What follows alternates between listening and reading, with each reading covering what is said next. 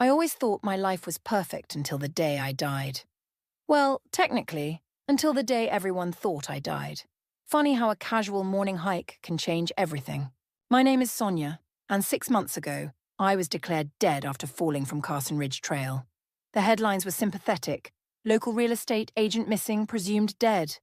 They never found my body, of course, because I wasn't dead. I was fighting for my life in a remote cabin, nursed back to health by an elderly couple who found me unconscious in the creek, several miles downstream from where I fell. "You're lucky to be alive," Martha had said, changing my bandages that first week.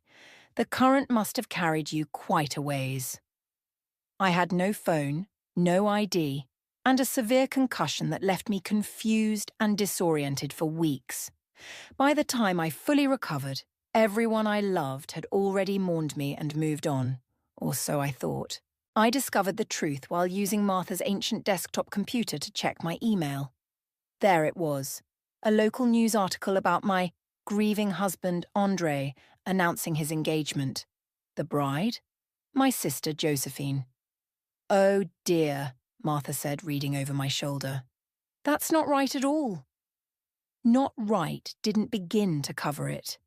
The engagement announcement was dated just 3 months after my disappearance. 3 months. The teacup I was holding shattered in my grip. "Careful now," Martha warned, helping me clean up the mess. "What are you going to do?" I stared at the screen, at the photo of Andre and Josephine looking so happy, so in love. "I'm going to crash a wedding." The next day, I convinced Martha's grandson to drive me into town. I needed to see it with my own eyes. Sitting in his beat-up truck outside my old house, I watched Andre and Josephine emerge, holding hands, laughing. "You sure you don't want me to call the police?" the grandson asked. I shook my head. "Not yet. I need to understand first." They looked so comfortable together, like they'd been a couple for years. Maybe they had been. The thought made my stomach turn. I called Maureen, my oldest friend, from a burner phone I'd purchased. She answered on the third ring. "Hello? Maureen, don't hang up. It's Sonia." Silence. Then, "This isn't funny. Whoever you are, remember when we were 16 and you helped me sneak out to see that terrible punk band? You wore my clothes because your parents would have killed you if they knew where you really were." More silence, then a choked sob. "Oh my God, Sonia, where are you?" "I can't tell you yet, but I need to know something." "How long?" "How long what?" "How long were they together before I died?" Maureen's sharp intake of breath told me everything. I don't know for sure. There were rumors, but I never wanted to believe." "How long, Maureen?" "I saw them together at the Blue Room about 8 months before your accident. They didn't see me." I wanted to tell you, but I had no proof, and Josephine swore it was a one-time thing when I confronted her. My free hand clenched into a fist. 8 months. While I was planning dinner parties and trying to start a family, my husband and sister were sneaking around behind my back. "Sonia, what are you going to do?" I watched through the window as Andre kissed Josephine goodbye in our driveway. My driveway. "I'm going to let them have their perfect wedding planning. Let them send out invitations, pick flowers, choose their cake. Let them think they've gotten away with everything. And then I'm going to show up at the church and give them exactly what they deserve." "Sonia, wait." I hung up. Through the windshield, I watched Josephine drive away in my car, the one Andre had reported sold after my death. She was wearing my favorite sweater too. "Take me back to the cabin," I told Martha's grandson. "I have planning to do." That night, I sat at Martha's kitchen table making lists. Guest lists, account numbers, passwords, everything I'd need. The old Sonia died on that mountain. But this new version, she was going to make damn sure karma caught up with everyone who betrayed her.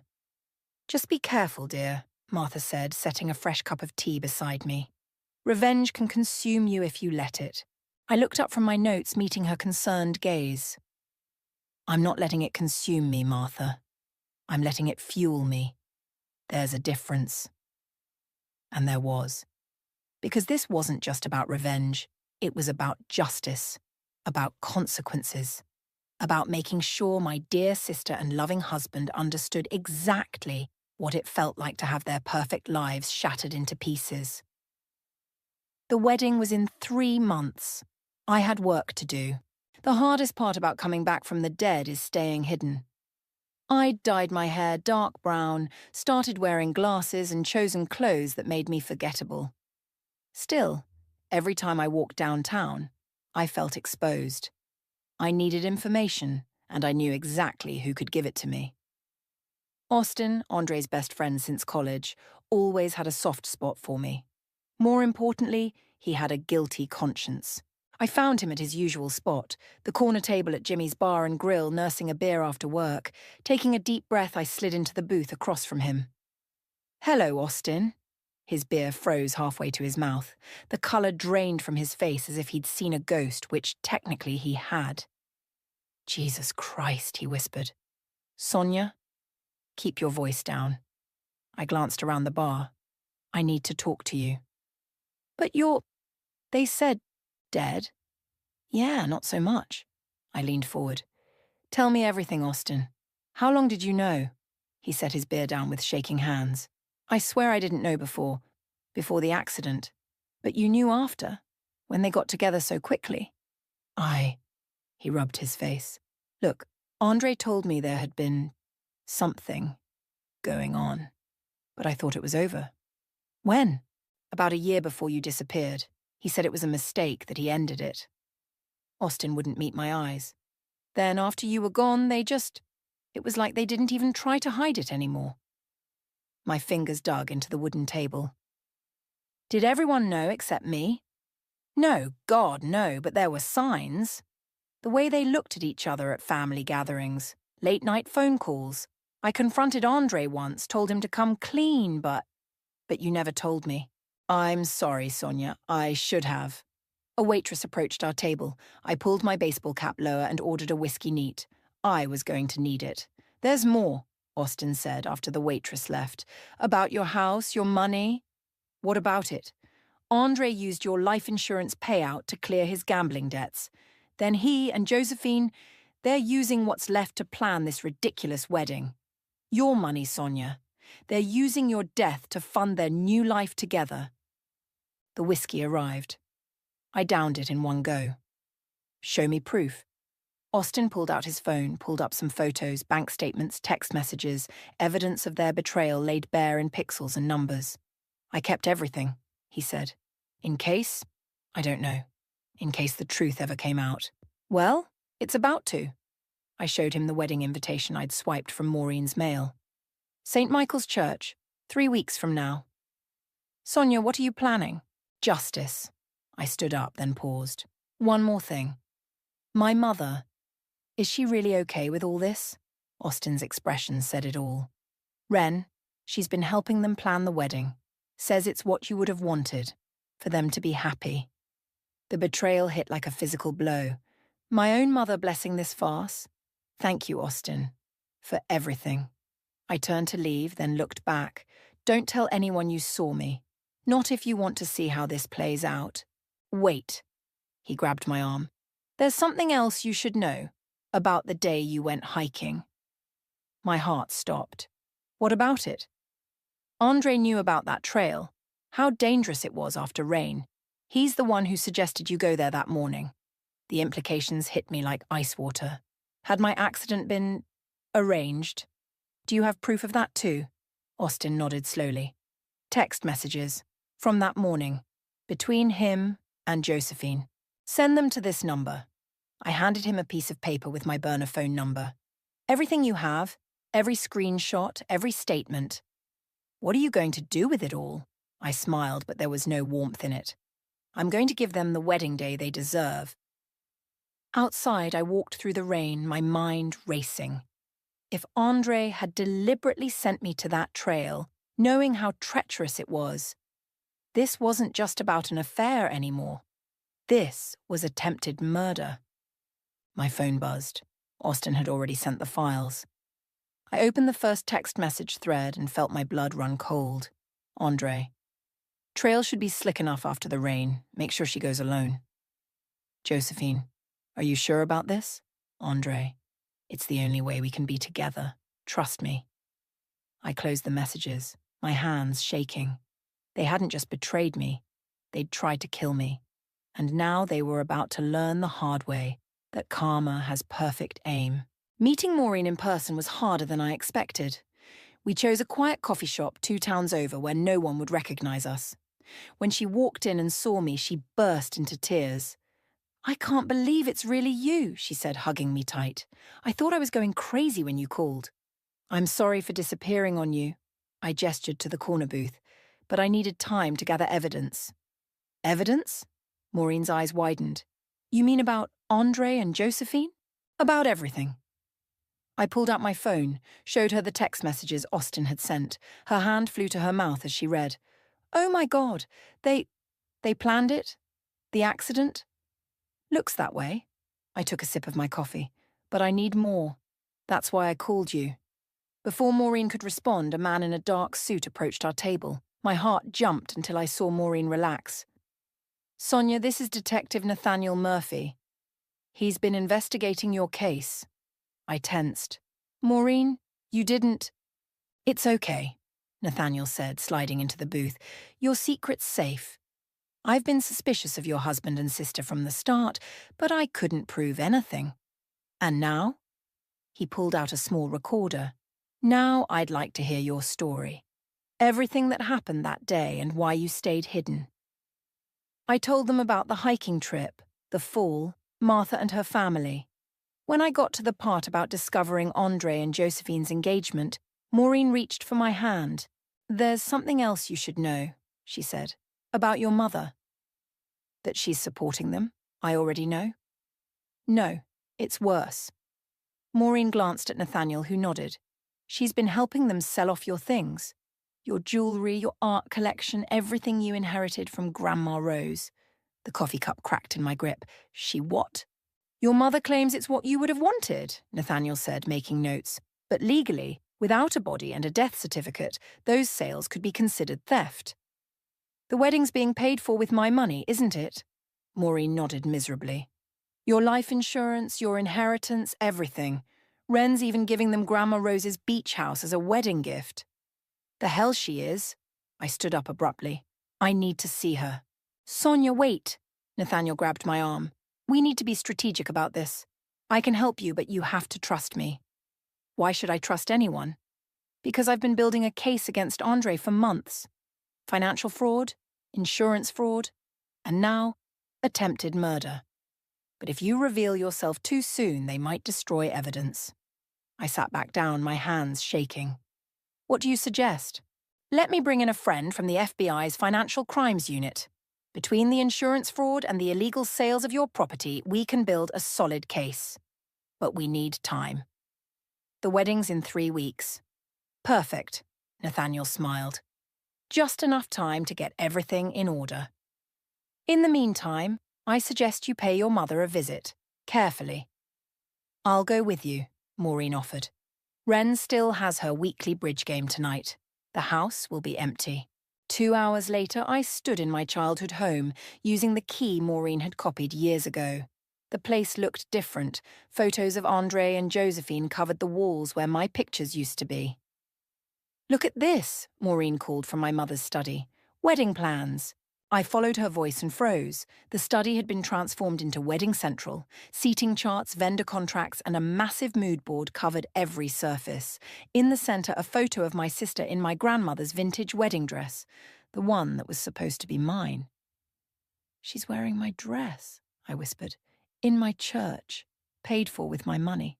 "Sonia?" My mother's voice echoed from the hallway. "Is someone there?" Maureen grabbed my arm, pulling me toward the back door, but I shook her off. It was time.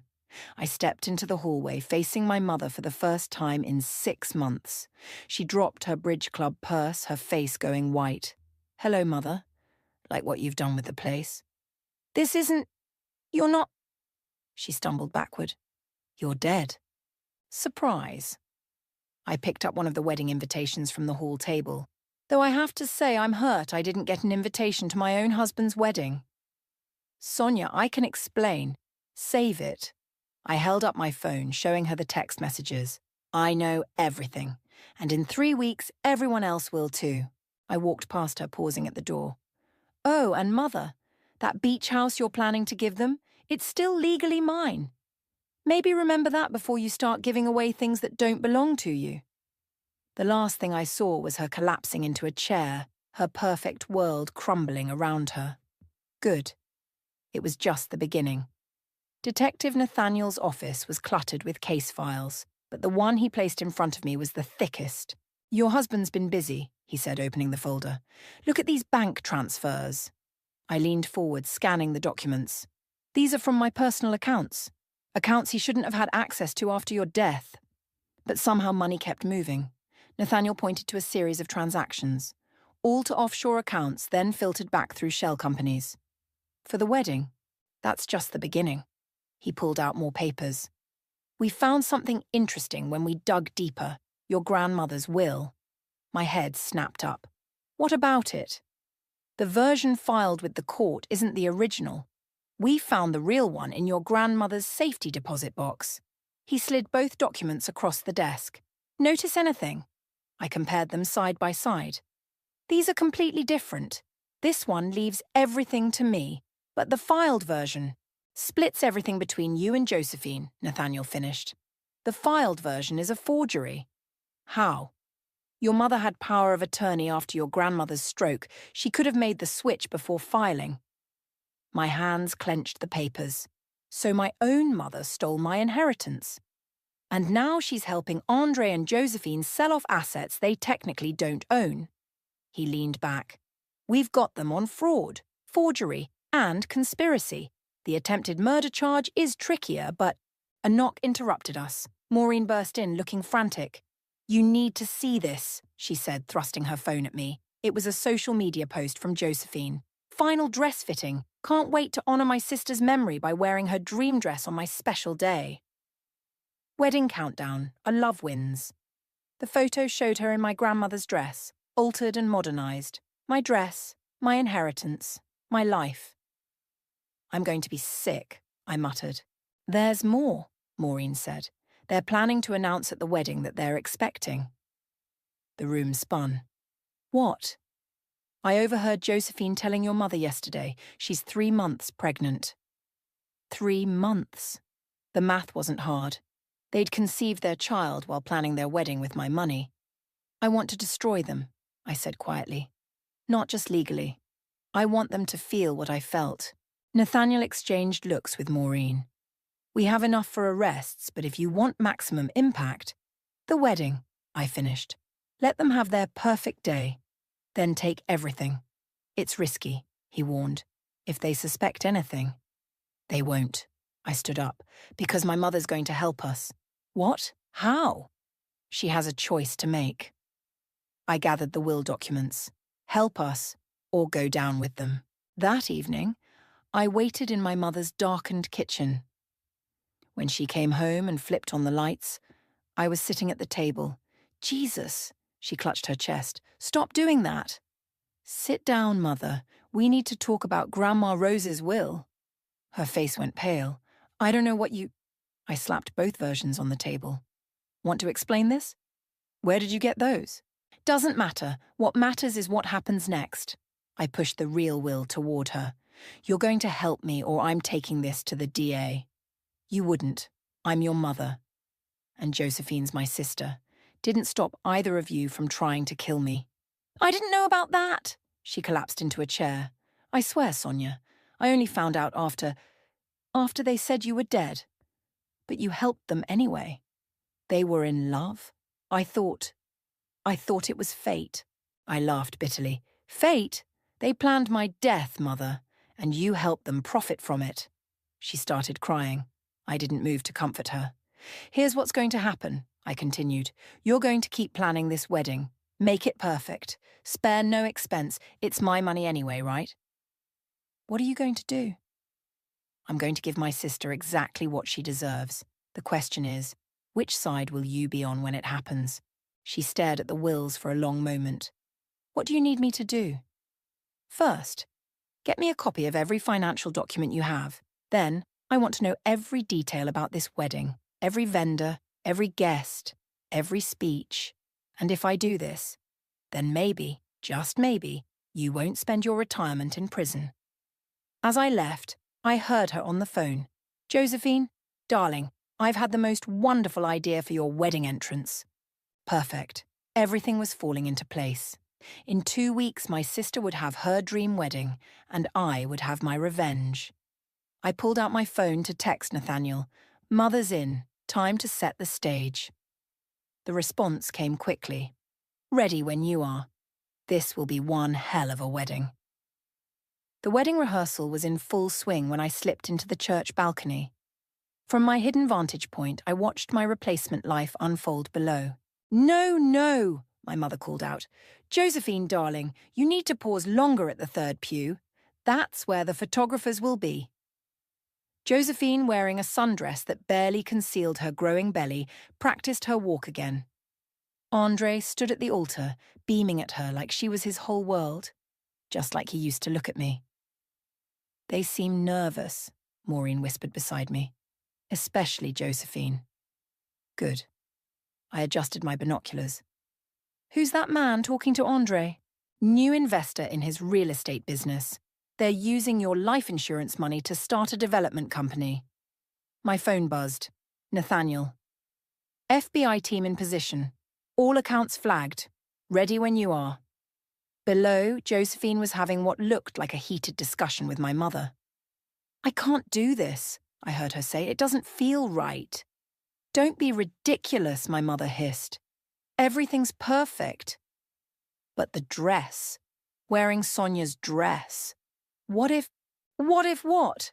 Andre joined them. Babe, we talked about this. It's what Sonia would have wanted. I almost laughed out loud. Instead, I texted Austin. You're up.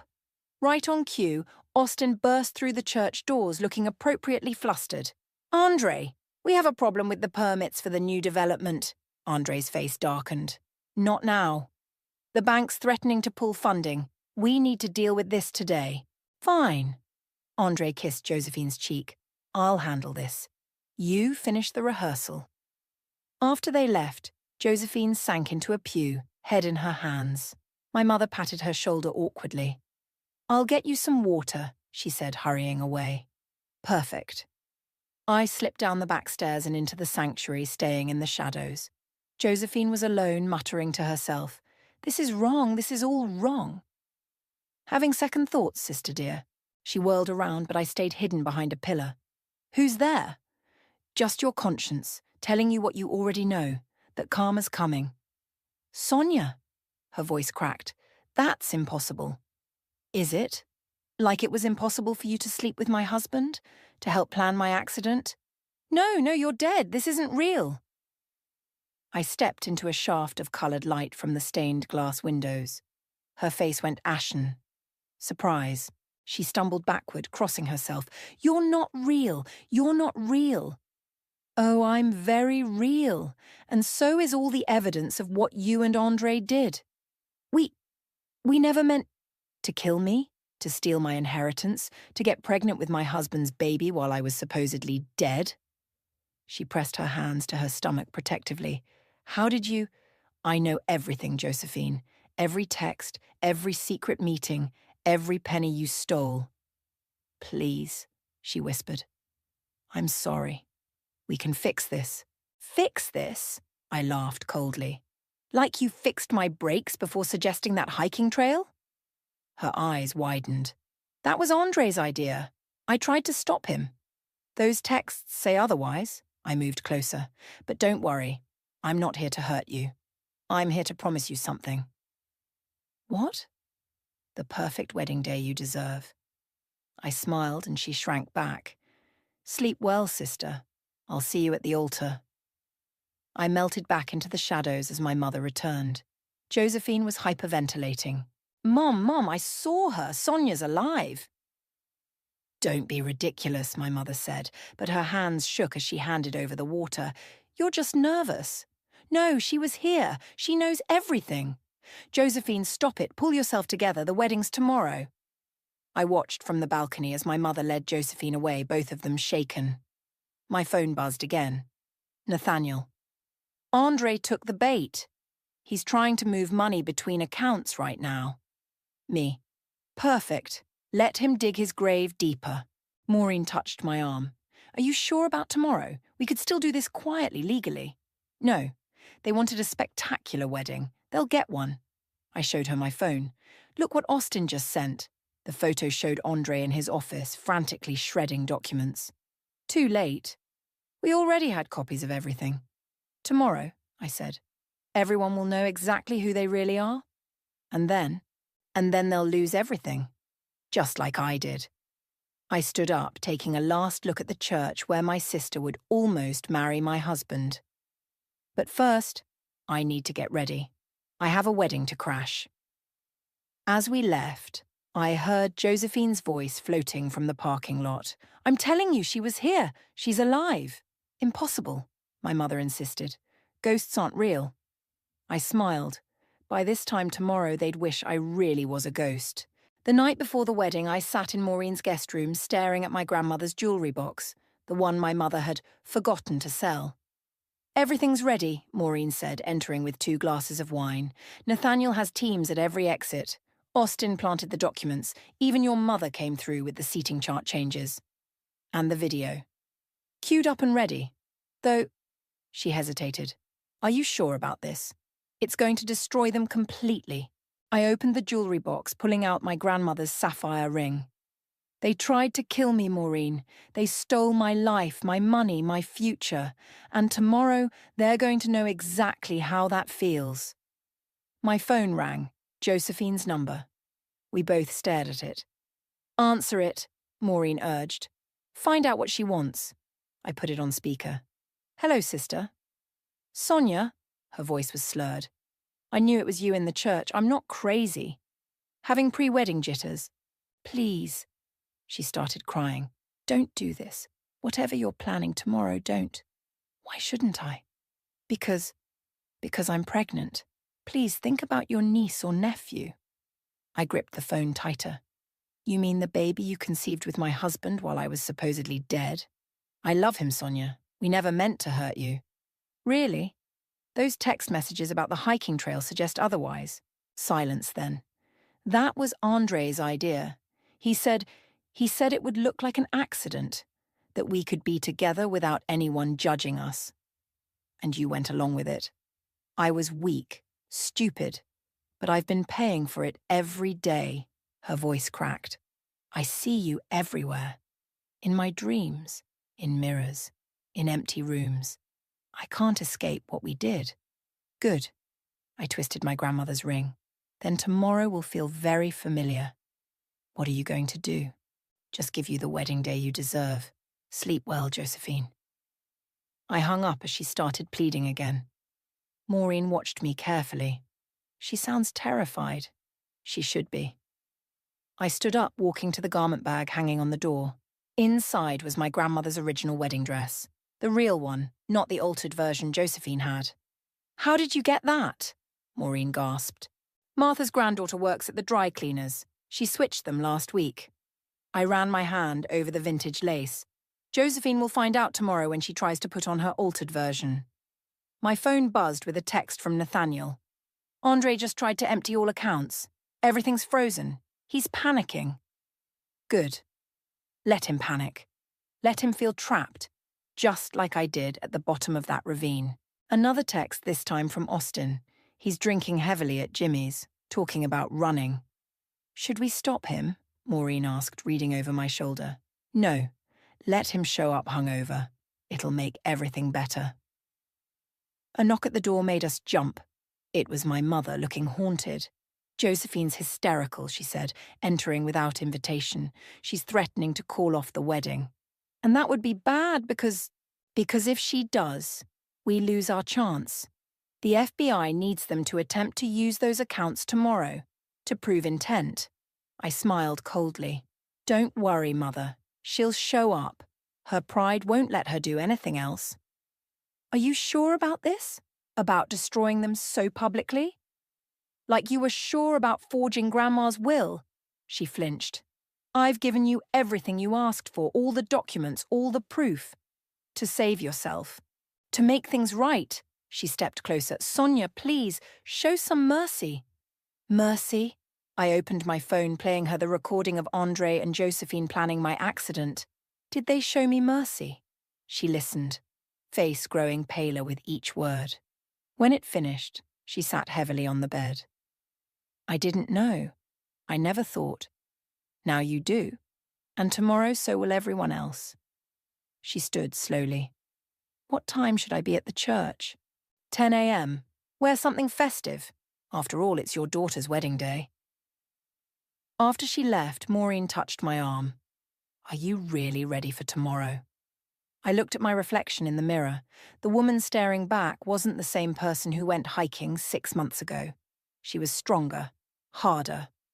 I'm ready. I picked up my grandmother's sapphire ring. Tomorrow they'll learn what it feels like to lose everything in front of everyone they know. My phone buzzed one final time. A message from Josephine. Please, I'm begging you, don't do this. I didn't reply. Instead, I sent a group text to Nathaniel, Austin, and my mother. Everything proceeds as planned. Tomorrow we give them exactly what they deserve. Then I turned off my phone and went to bed. I needed to be well rested for my sister's big day. The church bells struck noon as chaos erupted in the bridal suite. This isn't my dress! Josephine's scream echoed through the halls. Someone switched it! I watched through a crack in the door as she held up the original unaltered wedding dress, exactly as our grandmother had worn it. But that's impossible, my mother said, feigning confusion. We had it altered last week. I can't wear this. I'm pregnant, for God's sake. Right on cue, several guests passing by stopped to stare. The pregnancy wasn't supposed to be public knowledge yet. My phone buzzed. Nathaniel. Andre's here. Drunk, belligerent. Perfect. The wedding coordinator rushed past, looking frantic. 15 minutes until the ceremony. I slipped into position behind the church organ as the guests filed in. Andre swayed slightly at the altar, his best man Austin gripping his arm to keep him steady. Everything's falling apart, Josephine sobbed from the entrance. This isn't how it was supposed to be. The music started. Despite everything, the guests stood, turning to watch as my sister began her walk down the aisle in a hastily found backup dress. She looked terrified. The priest began his speech about love and honor. I caught my mother's eye from my hiding spot. She gave an almost imperceptible nod. If anyone has reason why these two should not be joined in holy matrimony, the priest intoned, speak now or forever hold your peace. I stepped out from behind the organ. I have a few reasons. The gasps were deafening. Andre stumbled backward. Josephine dropped her bouquet. Miss me. I walked down the center aisle, my heels clicking on the marble floor. Sorry I'm late. Traffic was murder. This isn't possible, Andre slurred. You're dead. We made sure. He caught himself, but too late. The church erupted in whispers. Made sure? I smiled. Like you made sure about the hiking trail, the loose rocks, the cut brake line on my car that thankfully failed before I reached the mountain. Sonia, please, Josephine whispered. Not here. Why not here? It's my church too. My dress you tried to wear. My money paying for all of this. I gestured around. My husband you're trying to marry. The doors opened. Nathaniel entered with 2 FBI agents. Speaking of money, I continued, Andre, would you like to explain to everyone how you've been spending my life insurance payout? Or should we ask the FBI Financial Crimes Unit? Andre bolted for the side door. The agents caught him before he made it halfway. And Josephine? I turned to my sister, who had sunk to her knees. Should we tell everyone about the text messages? About how you helped plan my accident? I never meant. Show them, I called out. The video screen meant for wedding photos flickered to life, displaying their text messages in giant format. The crowd gasped as they read. My mother stood up. Sonia, that's enough. Enough? Like how you forged Grandma's will? Don't worry, Mother, the FBI has questions for you too.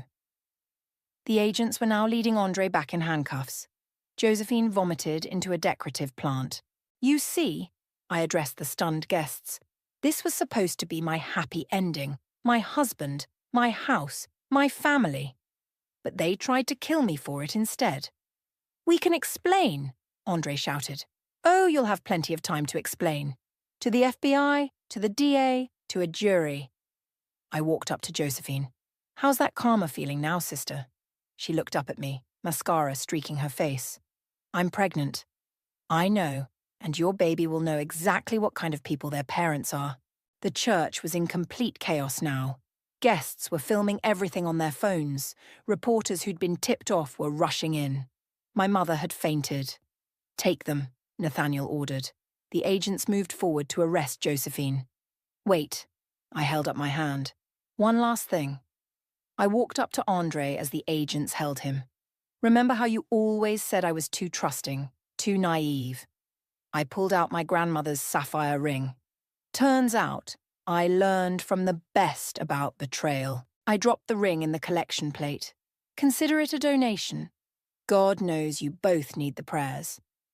As they were led away, Maureen appeared at my side. Was it worth it? I watched my sister and husband being escorted to police cars, my mother being fanned back to consciousness, the shocked guests posting everything on social media. They tried to kill me and steal my life. I straightened my jacket. I'd say this was exactly what they deserved. The church bells rang again, marking the hour. Somewhere in the chaos, the wedding cake toppled over. A perfect metaphor for the day.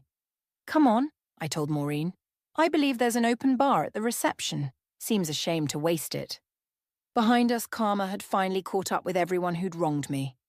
And it was beautiful. The courthouse steps were crowded with reporters as Andre and Josephine were led out in handcuffs. I watched from across the street, sipping coffee with Nathaniel and Maureen. 15 years each, Nathaniel said, plus full restitution of all stolen assets. The DA said it was one of the easiest convictions she's ever gotten, Maureen added, especially after Andre tried to blame everything on Josephine. I watched my sister stumble on the steps. Her baby bump was more visible now, but prison uniforms weren't particularly flattering. What about my mother? House arrest and supervised probation, Nathaniel checked his notes. She'll have to sell her house to pay back the estate she defrauded. My phone buzzed. A news alert. Someone had leaked Andre's prison interview. He still claims he loves you, Maureen said, reading over my shoulder. Says everything he did was because he couldn't handle choosing between you and Josephine. Funny way of showing love. I deleted the alert. Has Josephine said anything? Just that she's sorry over and over, Maureen hesitated. She's asked to see you. No. I stood up watching the police cars pull away. She lost that right when she helped plan my murder. Speaking of planning, Nathaniel pulled out an envelope. The FBI finished processing your accounts. Everything's been restored, plus damages. I opened the envelope. The number made me blink. That's everything they stole, plus interest, plus civil penalties. He smiled. You're a wealthy woman, Sonia. What will you do now? Maureen asked. Before I could answer, Austin jogged up to our table. You need to see this, he said, handing me his phone. Your mother's giving an interview. I watched as my mother, looking frail under house arrest, spoke to a reporter. I failed both my daughters, she said. I chose the wrong side, believed the wrong stories. If Sonia never forgives me, I'll understand. Turn it off. I handed the phone back. I've heard enough apologies. She's being transferred to a minimum security facility next week, Austin said. The doctors say her health is failing. That's not my problem. Sonia, Maureen touched my arm. You won your revenge. Maybe now it's time to... To what? Forgive them. Move on. I stood up. They tried to kill me. They stole my life. Some things don't deserve forgiveness. No, she agreed. But maybe they deserve understanding. Not for them. For you. I walked to the courthouse steps, remembering the day I discovered their betrayal. The anger had kept me going, kept me focused. But now, I'm tired, I admitted as Maureen joined me. Tired of being angry, of looking over my shoulder. Then stop. She squeezed my hand. You've got your life back, your money, your freedom. Don't let them take up any more space in your head. My phone buzzed again. A message from Martha, my rescuer. Cabin's always open if you need peace. Peace. What a concept. I bought a ticket, I said suddenly. To where? New Zealand. That hiking trip I always wanted to take. I smiled. Seems fitting to start over where I'm supposed to have died. Running away? No. Moving forward. I watched another police car pull away. They'll be in prison. Mother will be under house arrest. The money's back where it belongs. Time to write my own story. Without revenge. Without letting them control the narrative. I pulled out my grandmother's sapphire ring, retrieved from the church collection plate. This was never about the money or the inheritance. It was about truth. And now the truth's out there. Exactly. I slipped the ring on. I think Grandma Rose would approve. Nathaniel approached with more papers. Just need your signature on these final statements. As I signed, a commotion erupted at the courthouse entrance. Josephine was being brought back in for something they'd forgotten. Our eyes met across the plaza. "Sonia!" she called out. "Please, I need to tell you." "Save it!" I turned away. "I'm done listening to your stories." The guards led her inside. I handed the papers back to Nathaniel. "That's it," he said. "Case closed." "Thank you. All of you." I looked at my friends, the ones who'd helped me get justice. I couldn't have done this alone. "What now?" Austin asked. I checked my watch. "Now I have a plane to catch. There's a mountain in New Zealand with my name on it." "Be careful," Maureen hugged me. "Some trails are dangerous." "I know," I smiled, "but this time I'm choosing my own path." I walked away from the courthouse, leaving behind the revenge that had consumed me. Ahead lay mountains to climb, trails to explore, and a life reclaimed not just through justice, but through the power of truth. This time, no one would write my ending but me.